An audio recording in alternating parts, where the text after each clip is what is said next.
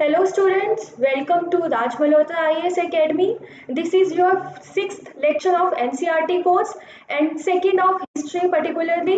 और आपको जैसे हमने पहले भी इस जो आज का लेक्चर है उसका सिलेबस हमने प्रीवियस जो हिस्ट्री लेक्चर था उसमें आपको दे दिया गया था। तो आज हमारा जो कोर्स है NCERT थ्रू MCQs में उसमें हमारा टॉपिक रहेगा प्री हिस्टोरिक टाइम्स।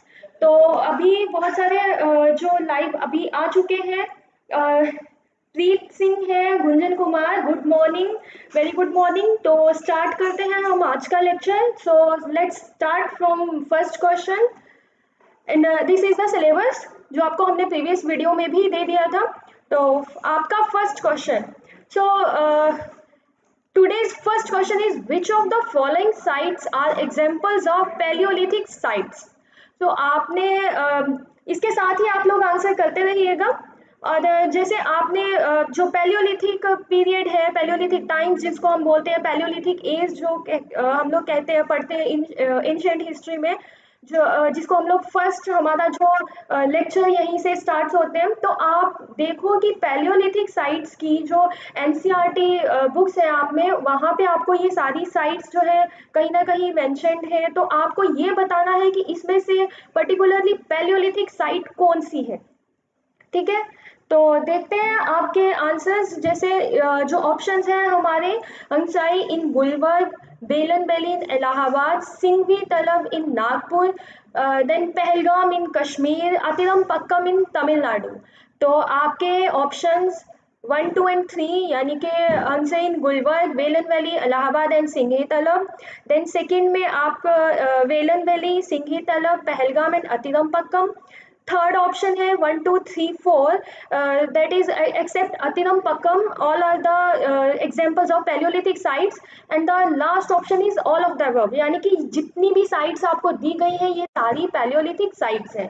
तो आप बताइए इसका आंसर।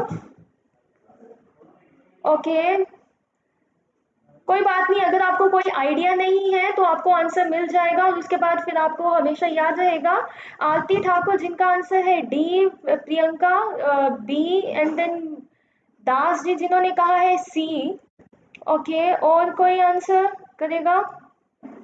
तो देखते हैं हम लोग अपना आंसर क्या है। सो हमारा आंसर आप देख लीजिए, हमारा आंसर है डी, यानी कि जितनी भी आपको ये साइट्स आपको दी गई है, गुलबर्ग, इलाहाबाद, देन आपका ये सिंघली तलब, पहलगाम, अतिरम पक्कम, ये सारी की सारी साइट्स जो है वो पैलियोलिथिक साइट्स हैं। जो लोअर पैलियोलिथिक टूल्स हैं वो हमें बहुत ही एक वास्ट एरिया में हमें मिलते हैं, वर्चुअली पूरे इंडिया में, एक्सेप्ट जो है कुछ प्लेन्स जो है वहाँ पे आपको नहीं मिलेंगे, बाकी पूरे इंडिया में आपको पैलियोलिथिक जो टूल्स हैं वो मिलते हैं। और कुछ जो इम्पोर्टेंट साइट्स हैं पैलियोलिथिक की, उनमें आपको ये देखिए, आपको ऑप्शन में था पहलगाम इन कश्मीर, देन आपका था Belan valley in Allahabad, then उसके बाद आपका आ जाएगा भीमबेटका एंड आजमगढ़। ठीक है, उसके बाद ये रहा आपका सिंघी तलब, और ये निवासा भी आएगा अहमदनगर डिस्ट्रिक्ट में, महाराष्ट्र में जो है, एंड हंसिंग गुलबर्ग डिस्ट्रिक्ट, ये आपको already previous year question paper जो है उसमें भी ऑप्शन मिलेगा। और जो मोस्ट फेमस साइट है तमिलनाडु में वो है आपकी अतिरम पक्कम।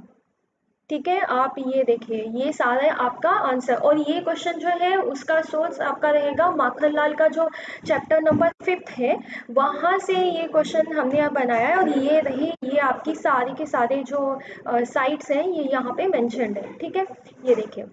तो अभी हम लोग चलते हैं अपने नेक्स्ट क्वेश्चन पे। ठीक है, आपको मैंने जैसे बताया था कि हम लोग जो है इसमें जितना भी प्री हिस्टोरिक टाइम्स के जहाँ भी चैप्टर होंगे वहाँ से हम लोग क्वेश्चन करेंगे। तो अभी आपको ये बताना है कि जैसे आपको प्रीवियस ईयर में आपको याद होगा एक क्वेश्चन आया था, पद्मपानी जो पेंटिंग है वो कौन सी केव्स में है। तो उसी के फॉर्मेट में हमने क्वेश्चन जो फ्रेम किया है कि हैंड पिन डांसिंग पिक्चर्स जो है और जो वेवी लाइन है वो कहाँ पे, कौन सी वेव केव्स में जो रिकवर की गई है, कौन सी साइट से रिकवर की गई है। तो आपके जो ऑप्शंस हैं, भीमबेटका जो यूपी में है, भीमबेटका केव जो यूनेस्को वर्ल्ड हेरिटेज साइट भी है। देन लखुदियार उत्तराखंड में, लखुदियार मतलब वहाँ पे 1 लाख केव्स हैं, ठीक है। देन आपका आएगा सरायनहार है जो यूपी में है। देन आपका लास्ट ऑप्शन है आदमगढ़ एमपी में। आपको ये बताना है कि किस कहाँ पे जो पिक्चर्स है जहाँ पे ये हैंड पिक्ड डांसिंग फिगर्स है, जहाँ पे वेवी लाइंस भी डिपिक्ट की गई है, ठीक है। तो ओके, आरती ठाकुर का कहना है कि हम लोग तमिलनाडु की बुक में भी रहेगा क्या? बिल्कुल रहेगा। अगर आप तमिलनाडु की बुक पढ़ेंगे तो देखिए मटेरियल जो चैप्टर्स हैं, जो डिस्कवर हुई हैं चीज़ें, वो आपको हर जगह सेम ही मिलेंगी। अगर आप कोई भी बुक पढ़ रहे हो तो उसको अच्छे से पढ़ोगे तो आपको आंसर मिल जाएंगे।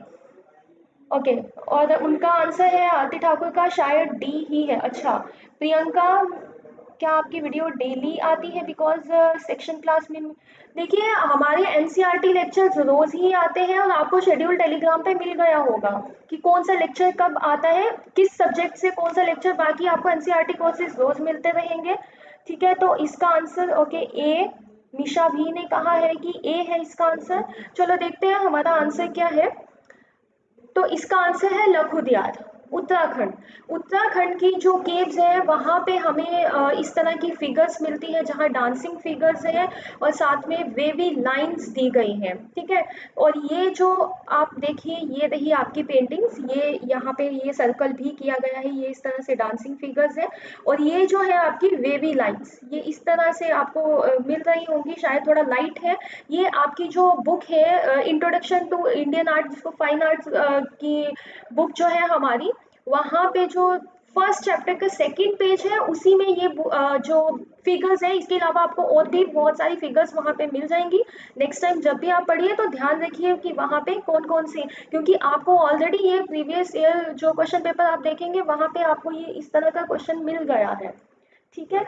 चलिए ओके, नेक्स्ट हमारा क्वेश्चन है आज का, match the following places with their respective findings. तो आप देखिए ये एक तरफ प्लेसेस है इलाहाबाद, चौपाई मंडी, देन मेहरगढ़ एंड पिकलियार, और ये आपकी सारी फाइंडिंग्स। तो आपको ये बताना है कि कौन से प्लेस पे कौन सी फाइंडिंग जो है वो मिली है, क्या मिला है, कौन सी डिस्कवरी कहाँ हुई है। तो ये मड ब्रिक हाउसेस आपको बताना है कहाँ कौन से प्लेस पे मिले हैं। देन राइस कल्टीवेशन के भी जो राइस कल्टीवेशन भी कई जगह पे मिली है। देन एविडेंस जो है पोल्ट्री के एविडेंसेस मिले हैं, कैटल हर्डर्स मिले हैं। तो आपको ये मैच करके बताना है कि इसका आंसर क्या है। ओके, प्रियंका आंसर कर रहे हैं बी, ए, राहुल सिंह का आंसर ए है एंड प्रीत का आंसर डी है। तो आप ओके देख जो आपके आंसर, चलो देख लेते हैं कि इसका सही आंसर क्या है, ठीक है। और सौरभ कुमार का आंसर है डी, ठीक है। सॉरी, सौरभ कुमार का आंसर सी, आरती ठाकुर का आंसर है डी। चलो देखते हैं हम लोग, ओके डी ए से, चलो देख लेते हैं किसका क्या आंसर है। तो इसका आंसर है सी। तो ध्यान रखिए जिनका भी आंसर गलत हो रहा है वो ध्यान से एक्सप्लेनेशन को पढ़ो, ताकि आपको नेक्स्ट टाइम जब भी आप ये क्वेश्चन आपके सामने आए तो कभी गलत नहीं होना चाहिए, ठीक है। तो जो नियोलिथिक साइट्स है इलाहाबाद डिस्ट्रिक्ट में, वहाँ पे आपको राइस कल्टीवेशन के जो एविडेंसेस मिलते हैं। देन मेहरगढ़ जो बलूचिस्तान पाकिस्तान में है अभी, वहाँ पे आपको वो ज़्यादा सबसे जो एडवांस्ड सिटी कहा जाता है उस टाइम की, तो वहाँ पे आपको मिलते हैं mud bricks houses, wheat cotton सब। आपके जो क्वेश्चन में था वो था मड ब्रिक हाउसेस, ठीक है। और उसके बाद आपका जो पिकलियाल, वहाँ पे आपको कैटल हर्डर्स के एविडेंसेस मिलते हैं। और ये जो आपका क्वेश्चन जो हमने फ्रेम किया है वो है आर.एस. शर्मा के chapter number 5 the stone age, वहाँ से ये क्वेश्चन बनाया गया है। तो आप देखिए यहाँ पे आपको सारे मिल जाएंगे, ये आपको ये साइट्स हैं। देन आपको ये देखिए नियोलिथिक में पिकलीहाल, कैटल हर्डर्स, इसी तरह से आपको बाकी जगह के ऑप्शंस भी यहाँ पे मिल जाएंगे। अगर आप ध्यान से पढ़ा होगा आपने तो आपको ये सारे वहीं से मिलेंगे, ठीक है। ओके, सो आपका नेक्स्ट क्वेश्चन है, which of the following pairs are correctly matched. अब आपको ये बताना है कि कौन सा पेयर जो है वो करेक्टली मैच्ड है। देखिए वहाँ पे जो प्री हिस्टोरिक टाइम था वहाँ पे लोग जो है वो पेंटिंग्स करते थे। उस टाइम पे पेंटिंग्स बहुत अच्छे लेवल पे प्रैक्टिस की जाती थी, लेकिन उस टाइम की पेंटिंग्स अभी तक हमें मिल रही है, वो इंटैक्ट है।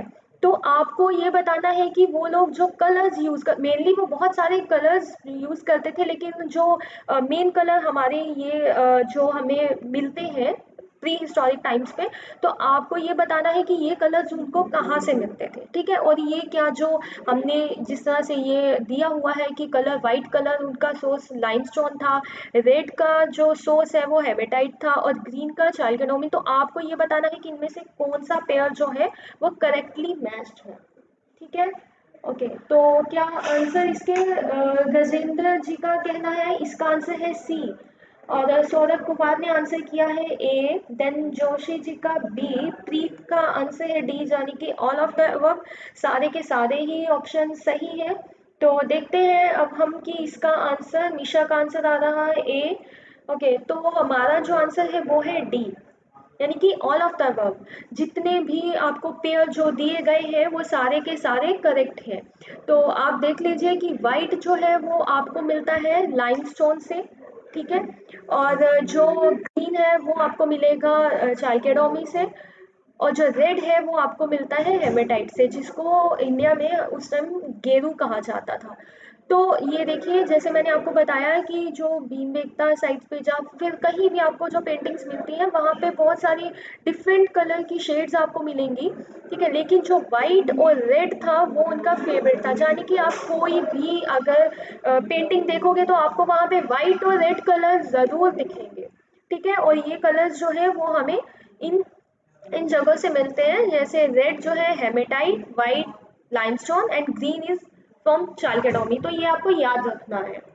ओके, और इसका सोर्स भी आपका जो है वो है introduction to Indian fine arts, उसका जो फर्स्ट चैप्टर है उसका पेज नंबर 5 में आपको ये जो आंसर है वो मिल जाएगा। ये रहे आपके जो आंसर हमने बनाया है, हेमेटाइट, देन ये रहा आपका लाइमस्टोन, और इसी तरह से ये रहा आपका चाल्केडोनी, ठीक है। तो let's move to other question. Question number 15. With respect to Stone Age, consider the following statements. And the first is, the early men in India used tools of stone, roughly dressed by crude chipping. Second is, the stone tools discovered all over the country were used for cutting purposes only. And the third is, in this period, man merely managed to gather his food. जो early man है वो जो उनके जो tools हैं वो रफली stone से बनाए जाते थे। जो स्टोन टूल्स हैं वो पूरे ऑल ओवर इंडिया में डिस्कवर किए गए हैं, जो वो सिर्फ कटिंग पर्पसेस के लिए ये लोग यूज़ करते थे, ठीक है। एंड इन दिस पीरियड की मैन जो है वो मुश्किल से अपना जो फूड मैनेज कर पाता था, ठीक है। तो आप जब भी क्वेश्चन अटेम्प्ट करोगे तो एक बात का ध्यान रखना, जिस भी स्टेटमेंट में आपको ओनली दिख जाएगा तो उस स्टेटमेंट को आपने अच्छे से उस पे ही आपका फोकस रहना चाहिए कि ओनली स्टेटमेंट को आपको पता होना चाहिए कि वो सही है कि गलत है। तो देखते हैं, आपको बताना है कि which of the above statement are correct, ठीक है। तो देखते हैं इसका आंसर। ओके, इसका आंसर जो है निशा का आंसर आ रहा है सी, गजेंद्र सी, सब जो है वो सी ही आंसर कर रहे हैं, ठीक है। तो हम लोग देखते हैं कि इसका आंसर क्या है, साक्षी रावत जिनका आंसर सी है। ओके, तो हमारा जो आंसर है वो सी है। तो मतलब सबने बहुत ही अच्छे तरीके से सेकंड स्टेटमेंट को समझा है, क्योंकि आपको सबसे पहले आपकी स्टेटमेंट इंटरप्रेट करनी आनी चाहिए। तो इसका आंसर आपको मिल गया है सी। तो अर्ली मैन जो है ये क्रूड शिपिंग, यही आपकी स्टेटमेंट थी, ठीक है, रफली ड्रेस्ड बाय क्रूड शिपिंग। जो पूरा आपको through out the stone tools आपको आपने डिस्कवर किए गए हैं, ऑल ओवर द कंट्री हमें स्टोन टूल्स मिले, एक्सेप्ट कुछ जो एरियाज थे जैसे इंडस, गंगा, यमुना रिवर्स, वहाँ के अलावा आपको हर जगह स्टोन टूल्स मिलते हैं। और जो स्टोन टूल्स और पेबल्स थे, चॉप्ड पेबल्स, वो सिर्फ जैसे आपको क्वेश्चन में पूछा गया है कि सिर्फ कटिंग पर्पसेस के लिए यूज़ किए जाते थे, तो ऐसा नहीं है। वो ये लोग अदर पर्पसेस के लिए भी यूज़ करते थे। हंटिंग हो गया और देन अदर पर्पसेस के लिए भी इनको यूज़ किया जाता था। और इस टाइम पीरियड में मैन, ये देखिए, बेयरली मैनेज कर पाता था फूड को। जो मेनली उनकी जो लिविंग है वो हंटिंग पे ही डिपेंड करती थी। उनको कल्टीवेशन या फिर हाउस बिल्डिंग की कोई नॉलेज नहीं थी, ठीक है। और वो मेनली हंटर्स और गैदर्स थे, ठीक है। और इसका जो आपका सोर्स है वो है आर.एस. शर्मा। आर.एस. शर्मा का जो 5th चैप्टर है उसका पेज नंबर 33 अगर आप देखोगे तो वहाँ पे आपको ये पूरा जो आंसर है वो मिल जाएगा, ये पूरा यहाँ से, ठीक है। Okay, so next question is consider the following statement regarding palaeolithic age. Palaeolithic age के रिगार्डिंग जो स्टेटमेंट्स हैं उनको ये देखिए, the principal tools of palaeolithic age are varieties of blades, hand axes, points, borers, scrapers, जो made of flakes, जो flakes से बने हुए डिफरेंट वेराइटीज के जो ब्लेड्स, हैंड एक्सिस, पॉइंट्स, ये इनके प्रिंसिपल टूल्स थे पैलियोलिथिक एज में। जो एक्सिस हमें इंडिया में मिली है वो मोर और लेस जो है वो सिमिलर थी जो वेस्टर्न एशिया में मिली है, ठीक है, या फिर यूरोप में मिले हैं, या फिर अफ्रीका में। The axes found in India are more or less similar to those of western Asia, Europe and Africa, ठीक है। और थर्ड आपकी जो स्टेटमेंट है, they were acquainted with cultivation and house building, यानी कि उनको पता था कल्टीवेशन और हाउस बिल्डिंग का, उनको पता था, they were known about it. Which of the above statement are correct, आपको बताना है कि इसमें से करेक्ट स्टेटमेंट कौन सी है। 1 ओनली, 2 ओनली, 1 and 3 ओनली, या फिर 2 and 3 ओनली, ठीक है। अब बताइए कि इसमें से कौन सी स्टेटमेंट जो है वो सही है। तो आपके जो आंसर आना शुरू हो गए हैं, राहुल सिंह आंसर सी, प्रीत बी, देन साक्षी रावत का आंसर ए है, आरती ठाकुर आंसर कर रही है ए। ओके, तो आप देखिए अब, ओके, आपके आंसर आ रहे हैं। ए सौरभ कुमार सी, अंकित सिंह ए आंसर कर रहे हैं, मिशा ए। ओके, तो देखते हैं अब हमारा आंसर क्या है। हमारा आंसर है बी, यानी कि आप देखिए क्वेश्चन में बी जो है सेकंड ओनली, यानी कि आपकी फर्स्ट और थर्ड स्टेटमेंट जो है वो गलत है। इसका आंसर है बी। देखिए क्यों आपकी जो फर्स्ट और थर्ड स्टेटमेंट क्यों गलत होती है। तो स्टेटमेंट फर्स्ट इज इनकरेक्ट, क्योंकि पैलियोलिथिक, इसकी जो करेक्टरिस्टिक फीचर है ना पैलियोलिथिक एज में, उसमें मेनली आपके हैंड एक्सिस को यूज किया जाता था, क्लीवर्स को किया जाता था और चॉपर्स को किया जाता था। तो आप देखिए कि आपके क्वेश्चन में उन्होंने आपको हैंड एक्सिस, इवन बोरर्स भी दिया है, स्क्रैपर्स भी दिया हुआ है, जो आपको पैलियोलिथिक एज में नहीं मिलता है। और उस टाइम पे जो है हैंड एक्सिस, क्लीवर्स और चॉपर ही मेनली थे, ठीक है। और जो हैंड एक्सिस इंडिया में मिले हैं वो मोर और लेस सिमिलर ही थे जो वेस्टर्न एशिया, यूरोप या फिर अफ्रीका में मिले हैं। और जो मिडल पैलियोलिथिक टूल्स हैं वहां पे आपको फिर मिलेगा blades, points, borers and scrapers, ठीक है। और जो थर्ड स्टेटमेंट वो भी इनकरेक्ट है, क्योंकि मैन जो है वो बेयरली मैनेज करता था फूड्स और मेनली जो है वो हंटिंग पे रहता था। आपने ये जो सेम जो स्टेटमेंट है वो हमने पहले भी डिस्कस की है कि उनको कल्टीवेशन या हाउस बिल्डिंग का कोई नॉलेज नहीं था। मेनली वो सीजनल कैंप्स के में ही रहते थे, जो रॉक शेल्टर्स है वहाँ पे वो रहते थे। और जो रॉक शेल्टर है वो उनके लिए एक सीजनल कैंप की तरह सर्व करते थे। कहीं पे भी अगर जब भी सीजन चेंज हो रहा है, बारिश हो रही है, तो जो रॉक शेल्टर्स होते थे वो लोग वहां पे रहते थे। और इसका जो आपका सोर्स है वो है आर.एस. शर्मा का चैप्टर नंबर 5, पेज नंबर अगर आप ये देखिए ये 34 नंबर पेज है, और दूसरा जो है आपका पेज नंबर वो 35 आपका रहेगा। आप इन पेजेस पे देखोगे तो आपको ये आंसर मिल जाएगा, ठीक है। तो नेक्स्ट हमारा क्वेश्चन रहेगा, ओके, किसी की कोई क्वेरी हो तो वो कर सकता है, डोंट वरी प्रियंका। ओके, ये कौन, नेक्स्ट क्वेश्चन हम लोग देखते हैं। Consider the following statement regarding Chalcolithic people. Chalcolithic as जब हमारे पास कॉपर का यूज जो है स्टार्ट करना शुरू कर दिया था प्री हिस्टोरिक टाइम में, तो उसके रिगार्डिंग आपको स्टेटमेंट दी गई है। The people of chalcolithic phase to use different types of pottery. देखिए उस टाइम पे पोट्री जो ये लोग प्रैक्टिस करते थे पोट्री मेकिंग, लेकिन आपको ये बताना है कि जो डिफरेंट टाइप्स ऑफ पोट्री थी ठीक है, लेकिन black and red ware pottery जो है वो वाइडली प्रेवलेंट थी, यानी कि सबसे ज़्यादा वो लोग black and red ware pottery ही बनाते थे। और जो चालकोलिथिक पीपल हैं वो लोग काऊ, शीप, गोट इन सब एनिमल को डोमेस्टिकेट करते थे, लेकिन उनको कैमल एंड हॉर्स का नहीं पता था। They were not acquainted with camel and horse. तो which of the above statements are correct? One only, two only, both, या फिर नाइदर वन नॉट टू? आपको ये बताना है कि इन दोनों में से कौन सी स्टेटमेंट सही है। ओके, और आंसर आना शुरू हो गए हैं। प्रीत जी का आंसर है ए, यानी कि वन ओनली, और सौरभ कुमार आंसर कर रहे हैं सी, बोथ, यानी कि उनको वो लोग इन केटल्स को, पिग्स को वो लोग डोमेस्टिकेट करते थे, लेकिन उनको कैमल और हॉर्स का नहीं पता था। एक बार सोच के अच्छे से और फिर आंसर कीजिए कि इन दोनों में से कौन सी स्टेटमेंट करेक्ट है। मैक्सिमम जो है वो सब, निशा जो है वो आंसर कर रही है सी, बाकी सबका आंसर ए। विशु सिंह, उनका भी आंसर ए है। तो देखते हैं हमारा आंसर क्या है इस क्वेश्चन का। इसका आंसर है ए के, और सब जो है आंसर कर रहे थे सी। लेकिन आप देख लीजिए कि हमारी जो सेकंड स्टेटमेंट है वो क्यों गलत हो रही है। और ये देखिए, they kept cow, sheep, goat, pigs, buffalo and hunted deer remains of camel. आपको जो स्टेटमेंट दी गई है आप ध्यान से देखिए। बहुत सारों ने शायद इसलिए आंसर जो है वो सी किया है, क्योंकि उनको लगा कि कैमल तो उन्होंने पढ़ा होगा। देखिए कैमल तो ठीक है, कैमल उनको मिलता है, लेकिन they were not acquainted with the horse. तो उसकी वजह से आपकी जो सेकंड स्टेटमेंट है वो गलत हो जाती है। ठीक है, और इसका जो सोर्स है वो है are S Sharma, chapter number 6।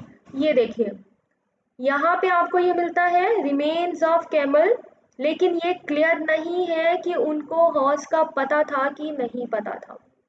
Okay, तो नेक्स्ट हमारा क्वेश्चन है, which of the following sites are chalcolithic sites? आपको चालकोलिथिक साइट्स की जो डिफरेंट साइट्स हैं वो आपको दी गई है। प्रामारखेड़ी, नागरहाली, महेश्वर, नवदतोली, मेघम एंड आहार। आपको ये बताना है कि इनमें से कौन सी साइट्स जो है वो चालकोलिथिक साइट्स हैं। तो आपके ऑप्शन है 1, 2, 3 एंड 5 ओनली, यानी कि जो नवदतोली और आहार है वो नहीं है।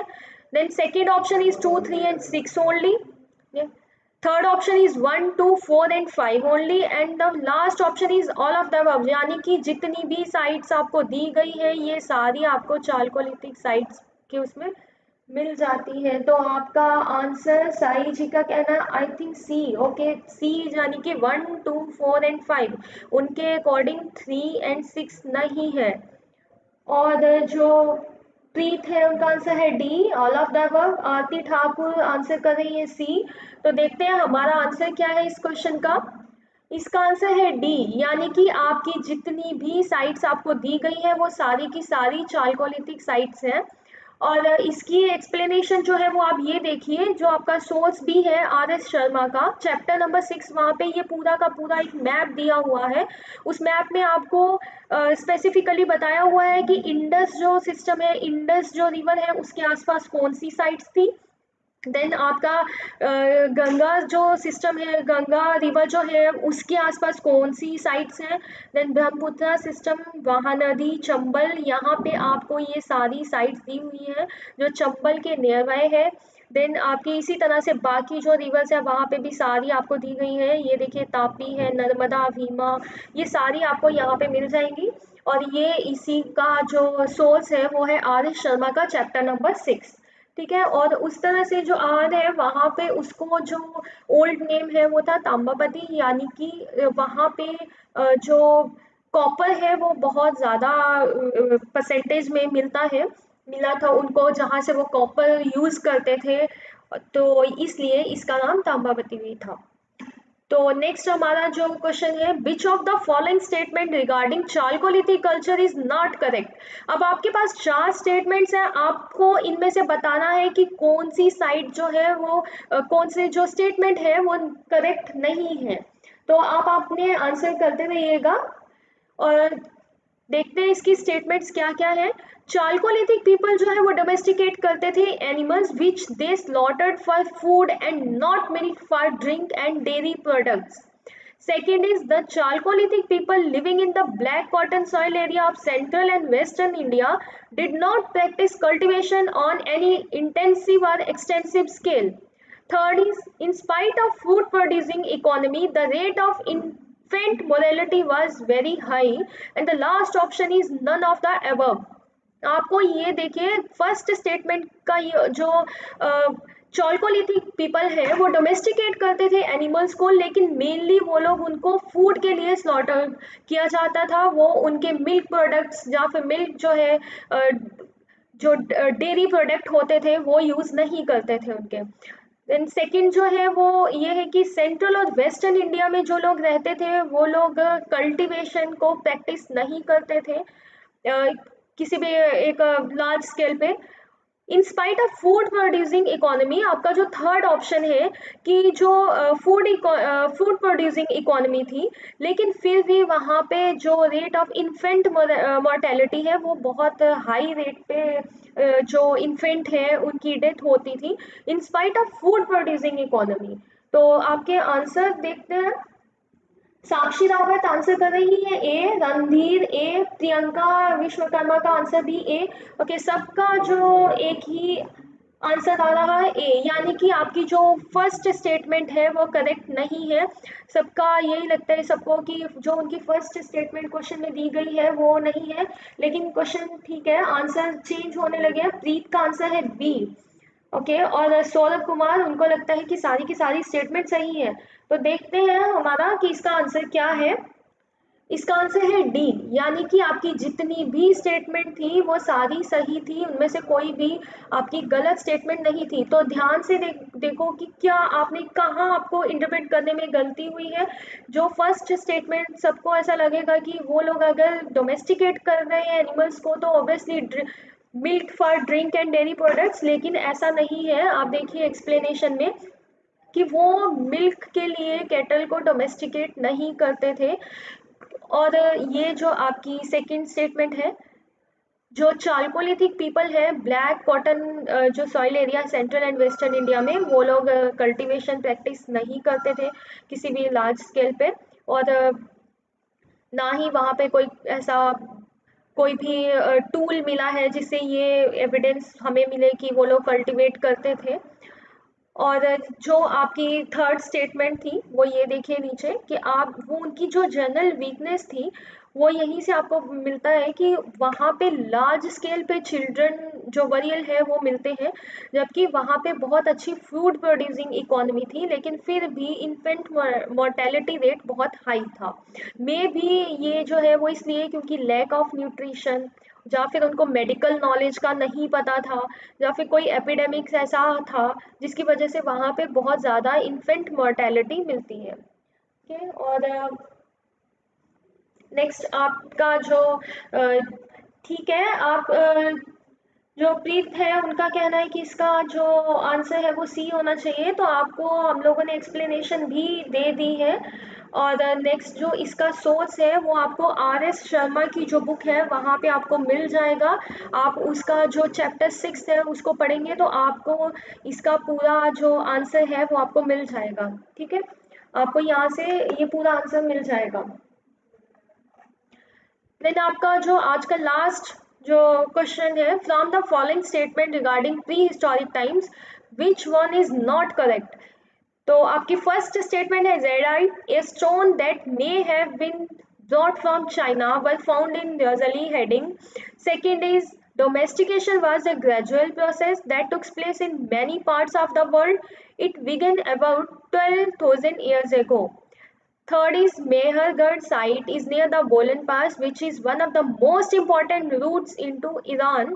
Mehergarh was probably one of the places where women and men learned to grow barley and wheat. And the last option is one of the जो फेमस एक न्यूलिथिक साइट है कैटल यक जो आपको ईरान में मिलती है.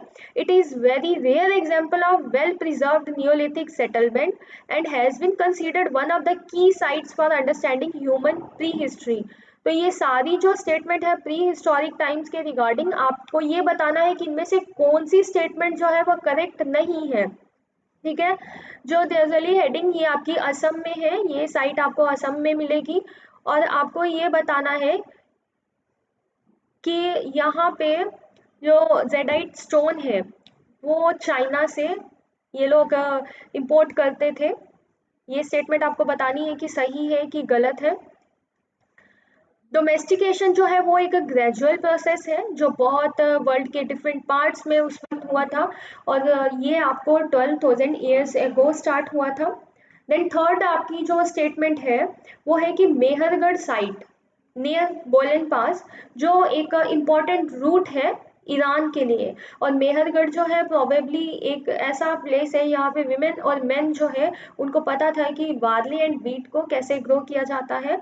और एक जो आपकी फेमस नियोलिथिक साइट है कैटलयोग वो ईरान में, वो एक एग्जाम्पल है वेल प्रिजर्व्ड नियोलिथिक सेटलमेंट्स का. और ये एक वन ऑफ द की साइट है अगर आप ह्यूमन प्री हिस्ट्री को अंडरस्टैंड करना चाहते हैं तो ये एक वेल प्रिजर्व्ड नियोलिथिक सेटलमेंट की साइट है. तो देखते हैं कि आपके आंसर्स. प्रियंका का आंसर है D, Sunil Kumar B, Vishu Singh B, Rahul Singh D. तो अभी ओके सौरभ कुमार आंसर कर रहे हैं सी. देखते हैं इसका आंसर क्या है. इसका आंसर है डी. डी जो आपकी साइट है वह करेक्ट नहीं है. आप देखिए कि इसमें क्या लिखा हुआ था.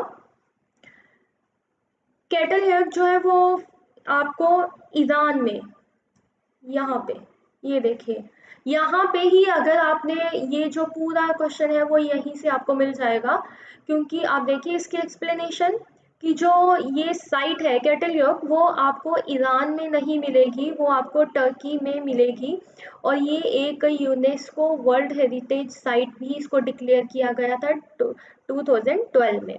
और ये एक्सेप्शनल है अपने सब्सटेंशियल साइज के लिए, सेटलमेंट के लिए. और वहाँ पे जो डिफरेंट आपको पेंटिंग्स एंड रिलीफ्स मिलते हैं जिसमें सिंबॉलिक वर्ल्ड का एक इनहेबिटेंट्स का जो रिप्रेजेंट करता है सिंबॉलिक वर्ड. तो आपकी ये पूरा जो स्टेटमेंट है वो यहीं से आपको पता चल जाएगा. अगर आपको पता होता कि ये साइट जो है वो ईरान में नहीं है तो वहीं से आपको आंसर मिल जाता. और इसका जो सोर्स है वो आपकी जो न्यू एनसीईआरटी है उसका चैप्टर नंबर 3 क्लास 6 की बुक है आर पास्ट फर्स्ट जो वॉल्यूम है उसका चैप्टर नंबर 3, वहाँ पे आपको ये इस क्वेश्चन का आंसर मिल जाएगा. ठीक है. तो आज का हमारी जो लेक्चर था प्री हिस्टोरिक टाइम पे. और नेक्स्ट जो हमारा लेक्चर रहेगा वो रहेगा हड़प्पन सिविलाइजेशन के लिए. हड़प्पन सिविलाइजेशन में हम लोग जो चैप्टर कवर करेंगे आपको ये सिलेबस मैंने दे दिया हुआ है. चैप्टर क्लास 6 का 4th चैप्टर, क्योंकि फर्स्ट 3 चैप्टर्स हमने आज वाले लेक्चर में कवर किए हैं. Then old NCERT Romila Thapar उसका चैप्टर नंबर 2 क्लास 6 की जो बुक है. Then old NCERT class 11 Makhanlal chapter number 8, R S Sharma chapter 6 ये क्लास 11 की है ओल्ड एनसीईआरटी. क्लास 12 की थीम्स इन इंडियन हिस्ट्री उसका फर्स्ट चैप्टर भी हम लोग नेक्स्ट लेक्चर में कवर कर देंगे.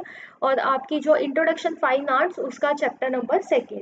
तो नेक्स्ट आपका जो लेक्चर है वो आपको शेड्यूल मिल गया होगा टेलीग्राम पे. तो आज के जो हमारे क्वेश्चंस हैं वो हमने ऑलरेडी डिस्कस कर लिए. Okay, thank you.